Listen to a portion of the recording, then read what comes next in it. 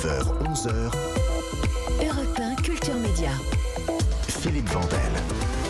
Chef-d'œuvre au pluriel, imposture au pluriel, surprise et déception au pluriel, exactement. Tous les ans, c'est le lot de la rentrée littéraire. Près de 500 livres ont été publiés à la fin de cet été. Les journalistes sont là pour nous aider à choisir. Des livres qui sont sur les listes de prix. À ceux qui ne mériteraient même pas d'être publiés, les critiques s'écharpent à leur sujet. Et c'est pas nouveau car cela dure depuis 2 siècles au bas mot. De Madame de Staël à Virginie Despentes en passant par Marcel Proust ou Céline. Qui sont les vainqueurs, les oubliés et les grands scandales? Dans quelle mesure la critique littéraire raconte-t-elle notre société? Avec nous, 2 connaisseurs de la littérature passée et contemporaine et une initiative assez exceptionnelle qu'on est heureux de souligner ici dans Culture Média. Étienne Manchette, bonjour. Bonjour. Vous êtes le rédac-chef de Rétro News, le responsable éditorial, comme on dit, site de la presse de la BNF, la Bibliothèque nationale de France. D'un mot, c'est quoi Rétro News? Alors, en gros, c'est le site qui met en accès, avec Gallica par ailleurs, à quelques millions et millions de pages et millions d'articles sur 3 siècles et demi. Donc voilà, c'est une grosse base. Et puis après, nous, on crée toute une partie éditoriale autour de ça. Avec nous, Jacques Bronstein, bonjour. Bonjour. Vous êtes journaliste culturel, membre du jury du Prix de Flore. Vous écrivez dans Lire, Vogue, Technicart, surtout sur les livres, les essais et les romans. Étienne Manchette, je l'ai dit, une initiative assez exceptionnelle. Rétro News publie un beau et gros livre chronique. Point d'exclamation, 50 chefs-d'œuvre de la littérature vue par la presse et chez Flammarion, soit 50 livres parus entre 1802 et 1951 avec les commentaires d'époque et même des facsimilés. C'est une très bonne idée, très bien réalisée. Pourquoi ces bornes chronologiques et comment s'est fait le choix des œuvres? Le choix, il était assez compliqué parce que du coup, il faut choisir. Et donc, c'est forcément une réduction. Ce qu'il fallait, c'était... Vous avez choisi en fonction des articles ou en Ouais. fonction des romans ou un mélange des deux? Alors, un peu tout, parce qu'il nous fallait sortir un peu des choses qui étaient très marquées, genre les femmes. Les femmes, par exemple, il y a très peu de femmes qui sont chroniquées, ou alors qui écrivent sous pseudo en général. Et puis, on a aussi voulu mettre des choses qui sont plus mainstream, c'est-à-dire des Jules Verne, etc., pour savoir comment c'était reçu, mais aussi tout ce qui était des Rachilde.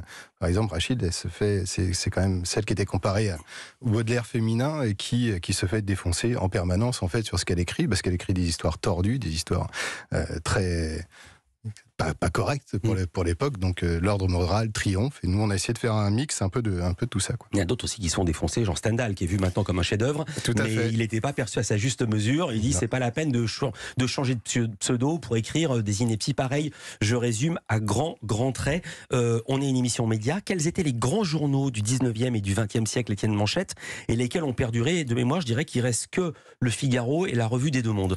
Alors tout à fait. Il y avait la presse qui était vraiment le grand journal. Après, à l'intérieur de ça, nous, ça évolue quand même. C'est-à-dire que Ce Soir, Combat et tout ça, qui sont les journaux d'après-guerre ou d'avant-guerre pour Ce Soir, la Gazette, en fait, le Mercure de France et tout ça, c'est les premiers qu'on a dessus. Donc on a toute une typologie en fait de titres de presse qui n'ont pas les mêmes vocations et surtout qui englobent ce 19e siècle qui passe en fait, qui est le siècle, la civilisation du journal, hein, comme on l'explique. Et donc entre 1860 et 1890, il y a un monde entier de presse qui s'établit, qui devient industriel, et donc on change complètement de mécanique d'information, quoi. Et qu'on voit très bien dans le film Illusion perdue.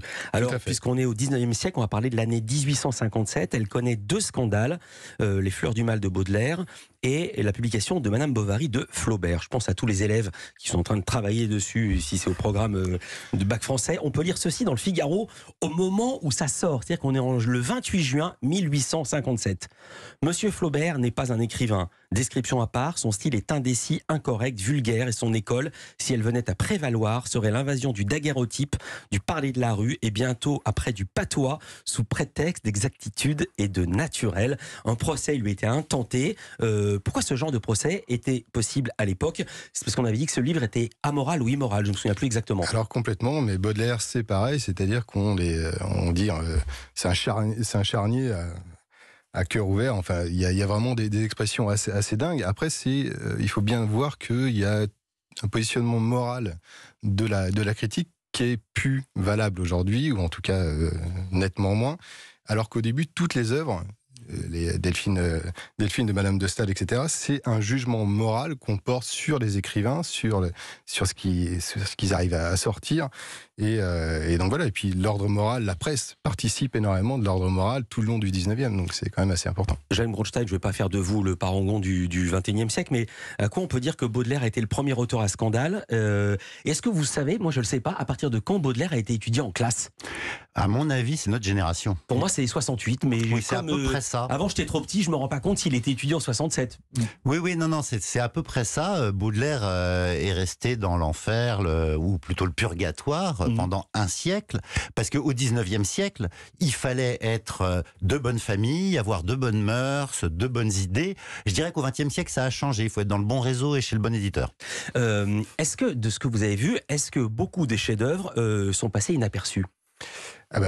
C'est justement ce qu'on a essayé de montrer dans le livre, c'est que, encore une fois, Rachilde, par exemple, c'est vraiment considéré à l'époque par certains comme vraiment une des plus grandes écrivains qui puisse y avoir. Donc il y a forcément des variations dessus, quoi. Et inversement. Je parlais de Stendhal. Ouais. On explique que c'est verbeux, que c'est trop long. Ouais, de toute façon, il y a ça qui triomphe, c'est-à-dire qu'il y a... C'est marrant ce positionnement, cette manière d'écrire. Après, il y a les journalistes sont aussi des écrivains. Octave Mirbeau, qui est unique, dans son écriture, il est extrêmement acide. Donc il y a aussi des écrivains qui sont critiques d'art, et c'est ça qui fait toute la beauté. Mais pour Baudelaire, il finit quand même par réécrire quelques années après dans le Figaro. La question qu'on se pose évidemment, et c'est pour ça que je voulais que Jacques Bronstein soit avec nous, est-ce que c'est une autre époque? Vous parlez du 19e siècle, Jacques Bronstein. Est-ce qu'il y a des auteurs complètement oubliés par la critique d'aujourd'hui, ou alors des auteurs qui n'ont jamais reçu aucun prix malgré un grand succès populaire, et inversement des fausses valeurs? Alors, des fausses valeurs, je ne me prononcerai pas. Parce que vous voulez pas vous fâcher. Si, moi je veux bien me fâcher, je peux vous donner un nom ou deux, mais c'est pas le sujet. Le vrai sujet, c'est aujourd'hui on focalise sur le Goncourt et on dit toujours machin n'a pas eu le Goncourt, bidule n'a pas eu le Goncourt. Mais finalement, si on rajoute le Goncourt, le Renaudot, les autres prix, le Nobel, l'Académie, l'un dans l'autre, à peu près tous les auteurs qui ont été importants ont été remarqués par le système, parce que le système s'est élargi. Alors qu'au 19e siècle, ça marche pas très bien. Il faut quand même voir que Dumas, Balzac, Zola, Flaubert, Maupassant et Baudelaire, aucun n'a été pris à l'Académie française parce que ça fait beaucoup, à part Victor Hugo, en gros, dans les grands auteurs alors qu'aujourd'hui, si on rajoute... C'est justement des auteurs qu'on qualifie d'académiques maintenant. Aujourd'hui, ils sont devenus académiques, c'est ça qui est fou. Et je crois que Stendhal, c'est le cas aussi. Alors qu'aujourd'hui, il y a quand même un système plus large, parce que par exemple, on dit, oui, Sartre et Camus n'ont pas eu le prix Goncourt. Oui, enfin, ils ont eu le prix Nobel, donc ça va quand même, ils n'ont pas été oubliés. J'ai trouvé deux auteurs qui n'ont pas été reconnus par le système. C'est d'une part Françoise Sagan. Elle n'était pas chez le bon éditeur et elle avait un truc, c'est que ça la faisait suer de discuter avec les membres des jurys. Mais Bonjour Tristesse, ça pouvait pas être un Goncourt, c'était un coup de poing d'un... elle a eu le prix de la critique et après elle n'a plus jamais eu aucun prix. Parce qu'en fait elle préférait discuter avec des danseurs, des chanteurs, aller en boîte de nuit que de discuter avec des vieux barbons, des jurys littéraires. Et l'autre c'est Simenon, non seulement il venait de la littérature populaire, mais en plus il habitait en Suisse quand même, quel manque de... Et il était belge, il faisait du polar. Voilà. Il était belge, il faisait du polar, il habitait en Suisse et ça faisait trop là. Voilà. On n'a pas parlé des Goncourt qui n'ont pas été donnés de manière contemporaine, ou alors des Goncourt qui ont été donnés et à qui ça aurait pu nuire à la carrière du récipiendaire, à savoir Marcel Proust. Culture Média continue, à tout de suite sur Europe 11h, Europe 1 Culture Média. Philippe Vandel. Chronique 50 chefs-d'œuvre de la littérature vue par la presse, est publié par Retro News, le site de presse de la BNF, la Bibliothèque nationale de France et Flammarion. Retro News signifie que ce sont des chroniques historiques, c'est au moment où le livre sort. Exemple, le portrait de Dorian Gray, chroniqué par Octave Mirbeau. Ouais, alors justement, à l'époque, c'est du... comment ça s'appelle, Dorian Gray, il se fait Oscar Wilde, il se fait dessouder complètement, il est en plein procès à ce moment-là. Donc c'est une figure qui est en train de se faire démolir vraiment complètement pour homosexualité. Et Mirbeau, il arrive et lui il va prendre la défense de ce portrait-là et il dit j'ai jamais vu autant de l'ordre moral, encore une fois, triomphe, quoi. On parlait des prix littéraires, on parlait du talent reconnu ou non. D'abord, ça fait partie de la légende. Marcel Proust n'a pas trouvé d'éditeur tout de suite. Il a été édité chez Grasset à compte d'auteur, c'est bien ça. À compte d'auteur. Il a payé pour être publié. Il a payé pour être publié. Comme c'était long, Grasset lui a rajouté un supplément en disant il y a vraiment trop de lignes dans votre livre, monsieur. Et ça se termine pas là, puisqu'ensuite, après que personne ne veuille de lui, il a le Goncourt. Mais là, malheureusement, cadeau empoisonné. Racontez ce qui s'est passé. Qui veut raconter ? Il a le Jacques Goncourt Bronstein. contre les Croix de Feu de Maurice Genevoix. On est en 1919. Il y a donc le livre de Proust d'un côté, À l'ombre des jeunes filles en fleurs, et de l'autre côté, un ancien poilu qui raconte la guerre de 14. Donc, scandale. De 14-18, c'est un an après la guerre. Je raconte ça pour les plus jeunes qui nous entendent. C'est scandale. Ouais. Il y a un héros national qui raconte la souffrance des poilus, et en face, ce mondain qui raconte, comme on disait, la baronne est sortie à 5 heures, et des histoires de l'aristocratie sur des plages normandes. A le prix. Et je dois dire d'ailleurs que si on regarde un petit peu, il a le prix parce qu'il a un énorme réseau mondain, parce qu'à l'époque, on ne trouve pas Proust si incroyable. Sa langue paraît un peu démodée. Il n'y a pas encore eu toute la recherche qui nous permet de savoir que c'est un écrivain majeur. Donc tout le monde dit, bah oui, on l'a donné à un mondain qui n'a aucun intérêt, alors qu'il y avait un grand livre d'un héros. Voilà. D'autres exemples de prix non mérités ou de moments, de chefs-d'œuvre non repérés par la critique. Rétrospectivement, ils ont eu raison malgré eux. Hein. Ouais. Étienne Manchette. Non, mais après, pour revenir sur Proust, c'est avant tout un mondain, et quand il écrit un texte qui est absolument génial à la une du Figaro, qui s'appelle Un parricide, enfin, il fait l'apologie, en fait, et rendre compréhensible quelqu'un qui a tué sa propre mère. Il y a tout bien avant le temps perdu, et c'est vraiment c'est un superbe écrivain de presse, quoi, déjà. Céline, la sortie de Céline, ça se passe comment ? Mal. Mal. D'ailleurs, il y a une superbe illustration où le seul qui n'a pas sa photo dans toute la liste, oui, j'ai vu. Il y a la photo de tous les candidats au prix Goncourt, sauf Céline, parce qu'il n'avait pas voulu ou parce que personne ne voulait de lui. Je crois que c'est lui qui n'a pas voulu. Jacques Bronstein, on va avancer dans le temps. Il y a aussi des auteurs malheureux, ceux qui n'ont pas été publiés quand ils voulaient, ou alors qui ont été publiés en même temps que d'autres auteurs de renom. Et moi, je pense à Paul Constant, dont j'ai appris l'existence. C'était en 98, parce que cette année-là, tout le monde disait que c'était Houellebecq qui allait avoir le Goncourt avec les particules élémentaires. Il ne s'est pas passé ce qui avait été prévu. Raconter. En gros, effectivement, le pire qui puisse vous arriver, c'est d'avoir le Goncourt une année où Houellebecq sort un livre, et il y a tout le milieu qui dit c'est Houellebecq qui devrait l'avoir. Or, les jurys du Goncourt m'ont mis très longtemps à se laisser convaincre, puisque les particules élémentaires, c'est en 98, et ils nous ont donné le Goncourt qu'en 2010. Donc Paul Constant en 98, on dit c'est quand même un petit roman par rapport aux particules élémentaires. Je crois que Houellebecq lui-même a dit ça n'est pas un mauvais roman, c'est plutôt un roman raté, ce qui est vraiment très aimable. Et en 2001, Jean-Christophe Rouffin, on a dit, mais enfin quand même, c'est Plateforme qui aurait dû l'avoir. En 2005, François Veillargans, on a dit, quand même, ça aurait dû être La possibilité du Nil. Ah oui, c'était une journée chez ma mère, si je me souviens bien. 3 jours chez ma mère. Ouais, 3 jours chez ma mère, C'était un peu plus long. Une journée chez ma mère, c'est Charlotte de Turckheim, pardon.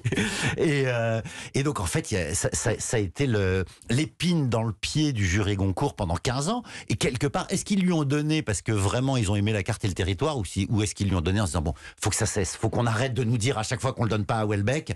Bon, voilà, maintenant, ils lui ont donné, maintenant, ils sont un peu plus tranquilles. Et puis alors, vous dites qu'il y a des auteurs primés qui ont totalement disparu de la circulation, comme Alexis Génie, auteur de L'Art français de la guerre. Expliquez-nous. Alors, en 2011, il sort L'Art français de la guerre, et tout le milieu des jurés adore ce livre. Il faut dire qu'on est 1 an avant les 50 ans de la fin de la guerre d'Algérie, et toute la question du colonialisme qui est dans ce livre passionne le microcosme parisien. Et le Goncourt veut lui donner, le Renaudot veut lui donner, je crois même que le Médicis veut lui donner, et Emmanuel Carrère aura le Renaudot parce que le Goncourt a été donné à Alexis Génie, et Emmanuel Carrère est un prix de c'est un candidat de consolation, alors que Emmanuel Carrère est considéré aujourd'hui comme peut-être un ou des 2 plus grands écrivains français, et Alexis Génie, ce qui est très étrange, c'est que alors que tout le monde voulait lui donner pour son premier roman, après il en a sorti 5, je crois que personne n'a jamais entendu parler des romans d'Alexis Génie. Il était au bon endroit au bon moment, et ça lui a joué des tours. Étienne Manchette, dans quelle mesure les critiques littéraires reflètent l'évolution de notre société ? Qu'est-ce que vous avez découvert de manière transversale en préparant cet ouvrage ? Alors, ce qu'on a découvert, c'est surtout qu'il y a tout un déroulé en général qui part justement d'une critique plutôt des hommes et des femmes qui écrivent. C'est vraiment cette partie-là, jusqu'à quelque chose qui est beaucoup plus littéraire, qui rentre en fait dans des considérations qui sont vraiment les mots. Alors le seul qui qui fait pas ça, c'est justement Octave Mirbeau. C'est lui, il a toujours été énormément dans le texte, mais voilà, on a ce prisme-là qui est cette évolution de pouvoir rentrer dans la littérature à partir des années 30, quoi. Est-ce que les critiques littéraires, les papiers étaient lus comme aujourd'hui? Est-ce que c'était prescripteur, comme on dit? Ah bah alors, prescripteur de moralité et prescripteur aussi de vente, évidemment. Non, évidemment, non. Il y a des romans qui se font sans la critique. Je pourrais citer des milliers de groupes qui n'ont pas été repérés par les critiques musicaux. Je pourrais citer des dizaines de films qui sont encensés et que personne ne va voir, et un film que personne n'avait repéré qui remplit les salles. Ouais, mais alors, par exemple, sur Jules Verne, et en fait, on est sur un consensus, sur un élément de découverte au 19e. Tout le monde adore d'aller voir les sciences, de la manière dont il raconte ça. Les Trois Mousquetaires, c'est pareil. Cette jonction entre raconter une histoire et l'histoire, tout le monde adore. Avant que je demande à Jacques Bronstein si les critiques aujourd'hui ont du pouvoir, il faut quand même situer le contexte qui est totalement différent. C'est qu'aujourd'hui, en cette rentrée, il sort 500 romans par an. Combien de romans sortaient dans l'année? C'était pas 500 par an. On pouvait faire une recension exhaustive des romans qui étaient sortis dans le mois, quasiment. Ouais, tout à fait. Après, c'était quoi? C'était une dizaine par mois de romans ou de vingtaine? Ouais, je pense qu'il n'y avait pas beaucoup plus. Ouais. Aujourd'hui, est-ce que les critiques littéraires ont du pouvoir, Jacques Bronstein, vous qui écrivez dans Lire, dans Vogue, dans Technicart et dans beaucoup d'autres journaux? Ils en ont moins que dans les années 60 ou 70. Je pense qu'effectivement, la presse se vend moins, les critiques sont moins prescripteurs, mais il y a quand même un système. Si ça plaît aux critiques, souvent ça plaît aux blogueurs et ça plaît aux libraires. Je dirais que les critiques ne sont plus des héros solitaires et le critique seul peut dire « moi j'aime ça » et le monde entier va s'y rallier. Mais ils font partie d'un système qui a quand même encore un système de prescription. Il faut qu'il soit un peu plus modeste peut-être qu'il y a quelques années. Est-ce qu'il y a des livres de journalistes comme il y a des musiciens pour musiciens?